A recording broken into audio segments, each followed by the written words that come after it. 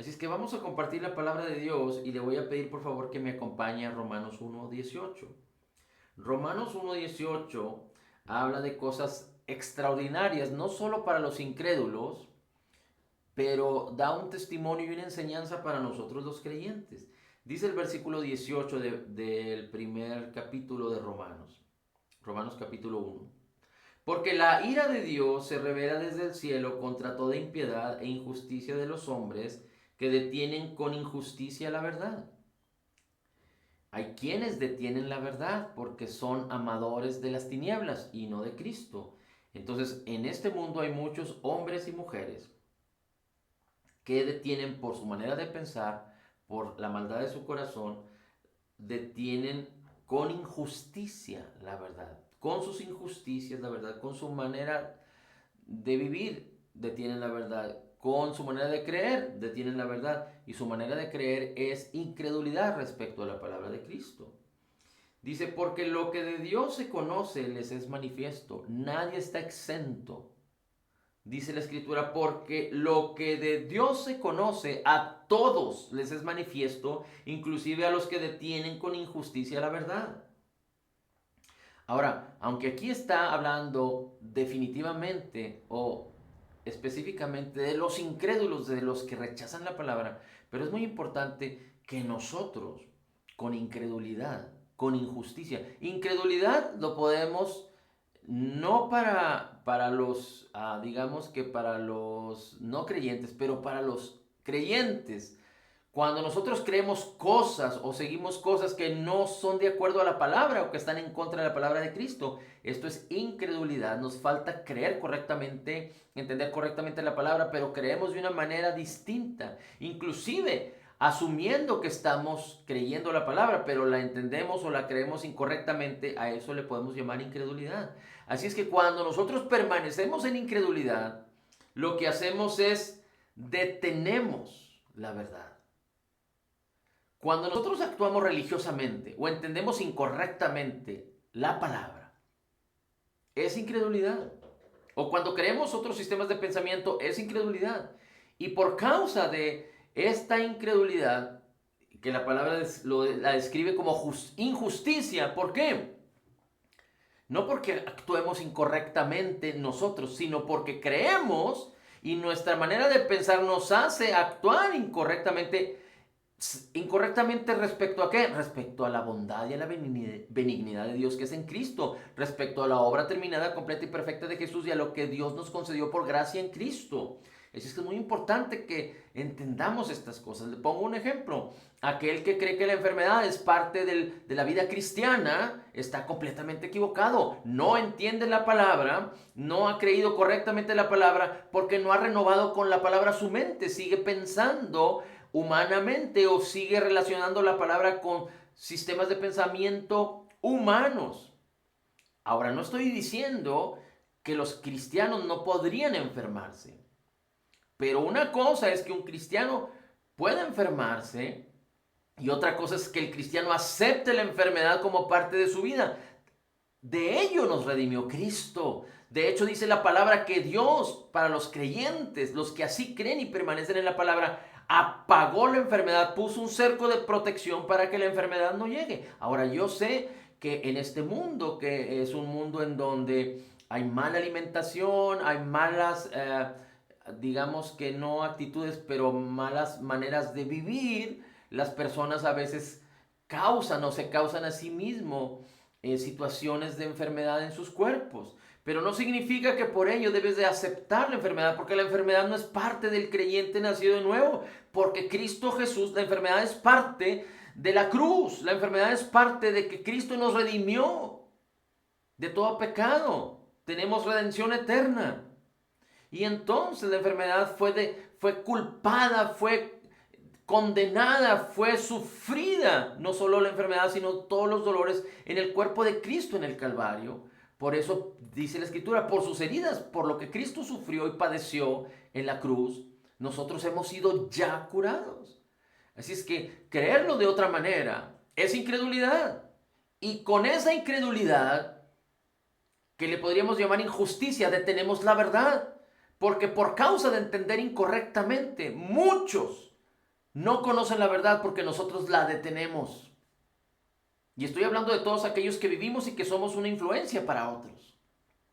Tú y yo, cada uno de nosotros somos una influencia para otros. Somos una influencia para los que están cerca de nosotros, nuestra familia directa o nuestros familiares cercanos o nuestros vecinos, nuestros amigos. Así es que por causa de caminar en la incredulidad o de creer incorrectamente y entender incorrectamente la palabra, estorbamos el conocimiento de la verdad. Por causa de creer en la injusticia, porque no estamos creyendo la justicia de Dios que es Cristo Jesús, no estamos entendiendo que somos la justicia de Dios en Cristo. Muy bien, dice, porque lo que de Dios les es conocido, el 19, ese es manifiesto, Dios se los manifestó. Porque las cosas invisibles de Dios, su eterno poder y su deidad, se hacen claramente visibles desde la creación del mundo, siendo entendidas por medio de las cosas hechas. De modo que no tienen excusa, nadie tiene excusa de la existencia de Dios. Pero habiendo conocido a Dios, no le glorificaron como a Dios ni le dieron gracias, sino que se envanecieron en sus razonamientos y su necio corazón fue entenebrecido. Estoy hablando de todos aquellos, aquí la Biblia está siendo específica y está hablando de todos aquellos que han rechazado todo lo que tiene que ver con Dios, con Jesucristo, con su obra terminada, completa y perfecta, con su maravillosa y preciosa palabra. Pero desafortunadamente los religiosos, los creyentes que creen incorrectamente pueden caer en esta posición. ¿Por qué? Porque dice aquí dos cosas muy interesantes. No le glorificaron como a Dios ni le dieron gracias. Así es que una actitud de fe, un ejercicio de fe en el corazón del creyente debe de ser glorificar a Dios por lo que Él es y por lo que ha hecho por nosotros. Por lo que Él es y por lo que ha hecho por nosotros. Nunca debemos de perder de vista glorificar a Dios. Recuerde que la práctica en este mundo, pero bíblicamente también es entendible que así sucede, se dice un dicho en este mundo que es la práctica hacia el maestro. Es decir, por causa del ejercicio, del ejercicio, del ejercicio, nos hacemos expertos en lo que estamos ejercitando. Y si aquí nos ejercitamos en dar gloria a Dios y en darle gracias, dar gloria a Dios por lo que Él es y por lo que Él hizo, y darle gracias por lo que Él hizo y lo que se manifestará en el futuro y por lo que vendrá en la vida eterna, si somos agradecidos por la vida que nos da, si somos agradecidos por la obra terminada, completa y perfecta de Jesús, si somos agradecidos porque Dios está con nosotros y nunca nos dejará huérfanos, porque Él envió su Espíritu Santo, si estamos agradecidos por la palabra, si estamos agradecidos por los dones, si estamos agradecidos por la protección y el cuidado que Dios tiene, si estamos agradecidos por la redención que es en Cristo Jesús, necesitamos ejercitarnos agradeciéndole al Señor, ser agradecidos en todo momento, pero no solo para con Dios, pero este es el prioritario ejercicio del agradecimiento, ser agradecidos con Dios, pero también ser agradecidos de forma horizontal con los demás. No entremos en envidias, no entremos en egoísmos, no entremos en codicias, no hagamos alarde ni hagamos foco del maltrato, aunque hay quienes sufren maltrato más seguido, pero no hagamos alarde ni exalcemos o exaltemos el maltrato o las malas conductas de los demás hacia nosotros y mucho menos las de nosotros hacia los demás, pero seamos agradecidos con Dios y seamos agradecidos también con los demás. Dice, los hombres no glorificaron a Dios ni le dieron gracias, sino se envanecieron en sus razonamientos y su necio corazón fue entenebrecido. Recuerde que el corazón separado de Dios es un corazón necio, es un corazón que busca lo suyo, es un corazón que no se puede confiar en Él. Y estoy hablando de la parte del alma, porque aún en este mundo los creyentes nacidos de nuevo, hemos nacido de nuevo en nuestro espíritu, pero nuestra alma sigue estando vulnerable, si lo pudiéramos decir así, sin Cristo, a ser contaminada por el pecado, por la maldad de este mundo y por caminar separados de Dios, contrarios a la benignidad y a la bondad que es en Cristo Jesús. Así es que es muy importante que entendamos que no debemos de confiar en nuestra alma, no debemos de confiar, y para ello estoy hablando de la carne, porque las cosas de la carne son enemistad contra las cosas del Espíritu. Así es que, o son enemistad con las cosas del Espíritu. Así es que es muy importante que nosotros seamos diligentes para poner nuestra mente en las cosas del Espíritu y no en las de la carne. Así es que para estos hombres su necio corazón fue entenebrecido, profesando ser sabios, se hicieron necios. Así es que si queremos ser sabios en nuestra manera de pensar, en nuestra experiencia humana sin Cristo, nos vamos a convertir en necios. Y cambiaron la gloria de Dios incorruptible en semejanza de imagen de hombre corruptible, de aves, de cuadrúpedos y reptiles, por lo cual también Dios los entregó a su inmundicia en las concupiscencias de sus corazones, de modo que deshonraron entre sí sus propios cuerpos, ya que cambiaron la verdad de Dios por la mentira, y honrando y dando culto a las criaturas antes del Creador, honrando y dando culto a las criaturas antes que al Creador. Nosotros no debemos honrar cosa alguna física, sino honrar a nuestro Dios y Salvador. Dice, dando culto a las criaturas antes del Creador, el cual es bendito por los siglos. Por esto Dios los entregó a pasiones vergonzosas, pues aún las mujeres cambiaron el uso natural por lo que es contra naturaleza. De igual modo también los hombres, dejando lo natural de la mujer, se encendieron en sus lascivias unos con otros, cometiendo hechos vergonzosos hombres con hombres y recibiendo en sí mismos la retribución debida a su extravío. Y como ellos no aprobaron tener en cuenta a Dios, Dios los entregó una mente reprobada por hacer cosas que no convienen. Ahora, es muy importante que el creyente nacido de nuevo, cuando hace cosas reprobadas, si cayera en pecados tales, es muy importante que siendo creyentes nacidos de nuevo, la palabra es la que nos exhorta. La palabra inclusive cuando se cree incorrectamente es la que nos corrige. Y aunque el creyente pueda andar y caminar en cosas perversas, Dios no te va a condenar por tales acciones, porque Cristo Jesús ya pagó por ti. Pero es muy importante que entiendas que Dios no te va a dejar, sino te va a insistir continuamente a ser restaurado, a que cambies tu manera de pensar, porque Dios es bueno y la benignidad de Dios es la que te guía al arrepentimiento. Pero es muy importante que entiendas que el creyente que comete toda clase de aberraciones lo hace por voluntad propia. No porque la influencia de la naturaleza pecaminosa aún exista, porque fuimos muertos a nuestra naturaleza pecaminosa y nos fue dada una nueva naturaleza creada en la justicia y santidad de la verdad. Pero es muy importante que entendamos que la causa o que la paga del pecado es muerte. Así es que el que se enrola en el pecado no solo va a sufrir hurto, destrucción, pero muerte. Porque el principio de todas las cosas de las cuales Cristo ya nos redimió es muerte. La escasez es el principio de muerte. El estrés, las preocupaciones, las angustias, los afanes de enfermedad, todo de lo que Cristo ya nos redimió, la maldición, son principios de la muerte porque de ellas nos redimió Cristo en el Calvario. Así es que es muy importante que entendamos que el creyente debe entender que no vive para pecar, sino vive para apartarse para Dios. Porque el creyente que no entiende que no pecamos o no debemos levantarnos para pecar, porque amamos a Dios, porque amamos su palabra, porque fuimos liberados del poder del pecado y de la muerte por la ley del Espíritu de vida en Cristo, pero también porque entendemos que el que se enrola con el pecado, los resultados o lo que causa el pecado obtendrá. Así es que es muy importante que seamos diligentes en esto. Ahora, no estoy hablando que el creyente no comete errores espontáneos involuntarios. Esos también son pecados. Lo que no procede de fe es pecado, pero de todos ellos nos redimió Cristo. Así es que aunque cometamos un error, tenemos que cambiar nuestra manera de pensar para evitar caer en ese error continuamente, sino ser liberados en todo tiempo. Y de esto depende que nosotros demos gloria a Dios en todo tiempo, que seamos agradecidos, pero que entendamos nuestro llamamiento. Ahora, me regreso aquí en el capítulo 1 de Romanos, ahora al versículo 16, porque fíjese que en el contexto de Romanos 1:16 se dicen todas estas cosas que ya leímos acerca de todos aquellos que han rechazado a Cristo.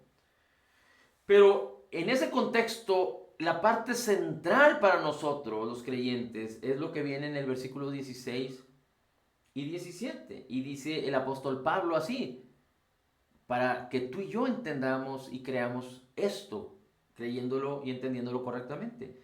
Porque dice el apóstol Pablo, porque no me avergüenzo del evangelio, porque es poder de Dios para salvación a todo aquel que cree. Porque no me avergüenzo del evangelio, porque es poder de Dios para salvación a todo aquel que cree. Y muchos piensan que la moda es tal que las cosas de Dios son vergonzosas. Antes, mucho tiempo atrás, quizá cuando estábamos recién convertidos, no nos daba vergüenza nada acerca de nuestra fe. Por ejemplo, cuando unos padres tienen a sus hijos pequeños, no les da vergüenza nada acerca de la fe y enseñan a sus hijos a orar, enseñan a sus hijos a ofrendar, enseñan a sus hijos a dar gracias, enseñan a sus hijos a glorificar a Dios, enseñan a sus hijos a leer la Biblia, enseñan a sus hijos a toda una clase de virtudes cristianas que son buenas. Enseñan a sus hijos a ser agradecidos con Dios, a glorificar a Dios, a cantarle, a alabarle, a glorificarle. Pero cuando los hijos van creciendo, entran a la pubertad o a la madurez, a la adultez, y esos hijos empiezan a involucrarse con otros jóvenes de su edad que no piensan como la Biblia, como los creyentes, como los cristianos, y empiezan a enrolarse en otros sistemas de pensamiento por causa de la vergüenza que los padres sienten para con los hijos, porque sus hijos empiezan a resistir, empiezan a rechazar, empiezan a mofarse, empiezan a declarar como si eso fuera vergonzoso, y los padres se lo creen. Los padres dejan de confesar, de predicar, de declarar, e inclusive se apartan un poco de la fe. Pero el apóstol Pablo dice aquí: no me avergüenzo del evangelio. Y esto es para el pasado, para el presente y para el futuro. El evangelio no debe causar vergüenza. ¿Por qué? Porque es poder de Dios. Cuando el evangelio entendemos o creemos que es religioso, que es costumbres, que es organización cristiana, que es ser parte de un club, que es ser parte de una actividad sin poder, entonces estoy completamente de acuerdo. Puede ser vergonzoso para uno o para otro. Porque así como es vergonzoso pertenecer a un equipo de fútbol que siempre pierde, humanamente hablando, y es honroso creer y pertenecer a los fans de un equipo de fútbol que siempre es victorioso. Pero no estamos hablando de esto, no estamos hablando del poder humano ni de las virtudes humanas. Por eso debemos entender que el evangelio es poder de Dios. Y el poder de Dios debe de manifestarse en nosotros. Y si somos luz, es porque Dios nos ha llamado en poder a impactar en medio de las tinieblas, no con nuestro esfuerzo, no con nuestra, digamos que, rebeldía en contra del mal. No, en Cristo, guiados por el Espíritu, por la palabra. Porque es poder de Dios para salvación, para salvar. Recuerde, tú eres poder de Dios para salvación, para muchos, porque estás en el Evangelio. El Evangelio es poder de Dios para salvación a todo aquel que cree. Si tú estás en el Evangelio, si tú predicas el Evangelio, si tú vives el Evangelio, si tú eres parte del Evangelio de Cristo, si eres un creyente nacido de nuevo, así lo eres, entonces tienes que entender que el Evangelio es poder para salvar a todo aquel que cree. Al judío primeramente y también al griego. Porque en el Evangelio de Dios, la justicia de Dios. Ahora, dice la Escritura que al que no conoció pecado, por nosotros fue hecho pecado, para que nosotros seamos la justicia de Dios en él. Fíjate cómo dice aquí: porque en el Evangelio la justicia de Dios se revela por fe y para fe. Como está escrito: el justo por la fe vivirá. Y aquí con esto comparto dos cosas y con esto cerramos. Pero dice Corintios que tú y yo somos la justicia de Dios en Cristo. Y aunque aquí prácticamente o específicamente se está refiriendo a la justicia de Dios, que es Cristo, pero si Cristo está en nosotros y si nosotros estamos en Cristo, y si nosotros somos como Jesús es en este mundo, podríamos decir que nosotros somos la justicia de Dios aquí presentes, porque Cristo mora en nosotros. Y no se malinterprete, en Cristo somos la justicia de Dios. Así es que en la justicia de Dios el Evangelio se revela por fe y para fe. En la justicia de Dios, o la justicia de Dios, se revela por fe y para fe. Así es que tú debes permitir que el Espíritu Santo te revele en la palabra que tú eres la justicia de Dios y lo que significa extraordinariamente esto. Porque no solo eres la justicia de Dios para entender tu posición correcta, sin obstáculos, sin intermediarios, delante del Padre, porque has sido absuelto, has sido encontrado inocente. Ahora tienes una virtud, que has sido nacido de nuevo y el Espíritu de Dios mora en ti. Pero también es importante que entiendas que es revelada la justicia por la fe, y la fe viene por oír la palabra, pero también para vivir por la fe, para ejercitarnos en la fe de manera continua, es decir, permanecer en la palabra. Mas el justo por la fe vivirá, dice la Escritura. Y cuando entendemos del justo, es muy importante que entendamos que cuando Dios nos dice el justo, y está hablando de una persona, el justo, no está hablando de aquel que por sí mismo se porta bien, o hace lo correcto, o es obediente, o no tiene cola que le pisen. No, está hablando de el que ha sido justificado por la fe de Jesús, en que ahora somos la justicia de Dios en Cristo por lo que Cristo hizo. Es decir, el justo por sus acciones, el justo por su manera de vivir, el justo por su manera de actuar, el justo por su manera de ser, es Jesucristo. 100% Dios, 100% hombre. Y tú y yo, en su obra terminada, completa y perfecta, en su muerte y en su resurrección, hemos sido justificados en Él. Así es que, hablando de que el justo por la fe vivirá, no es nuestra buena conducta, sino es que por la fe somos justificados en nuestro hombre interior. Muchas veces tenemos que estar trabajando porque no tenemos conductas adecuadas, pero no significa que somos injustos, sino que hemos sido justificados y ahora somos justos, no por nuestra manera de actuar, sino por nuestra manera de creer. Nuestra posición en Cristo es por nuestra manera de creer en lo que Jesús es y en lo que Jesús hizo por nosotros en el Calvario y en su muerte y resurrección. No es por nuestra manera de hacer, es por nuestra manera de creer que fuimos transformados por el poder de Dios a la misma imagen de Jesús. Como Jesús es, así somos nosotros en este mundo. Solo le voy a leer algunas otras porciones de la Escritura.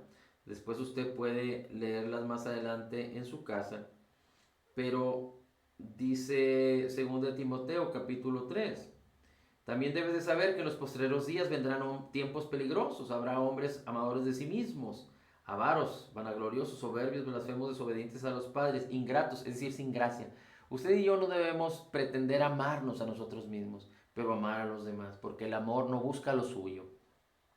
Y nunca debemos de ser nunca debemos de ser desagradecidos, sino debemos ejercitarnos en ser agradecidos en todo tiempo. Hombres ingratos, impíos, sin afecto natural, implacables, calumniadores, intemperantes, crueles, aborrecedores de lo bueno. Nosotros no debemos de perder de vista que fuimos llamados a pensar en lo bueno, en lo que es digno, en lo que es verdadero, en lo que es digno de alabanza, en lo que proviene de la palabra. Traidores, impetuosos, infatuados, amadores de los deleites más que de Dios, debemos aborrecer, no debemos de poner los deleites por encima de amar a nuestro Dios. Y amar a nuestro Dios es glorificar a Dios, ser agradecidos, es honrar a Cristo, honrar su palabra, honrar su espíritu, es ejercitarnos en Él, ejercitarnos escudriñando, meditando la palabra, asociándonos con personas que participan de la misma fe. Traidores, impetuosos, infatuados, amadores de los deleites más que de Dios, que tendrán apariencia de piedad, pero negarán la eficacia de ella. Tendrán apariencia de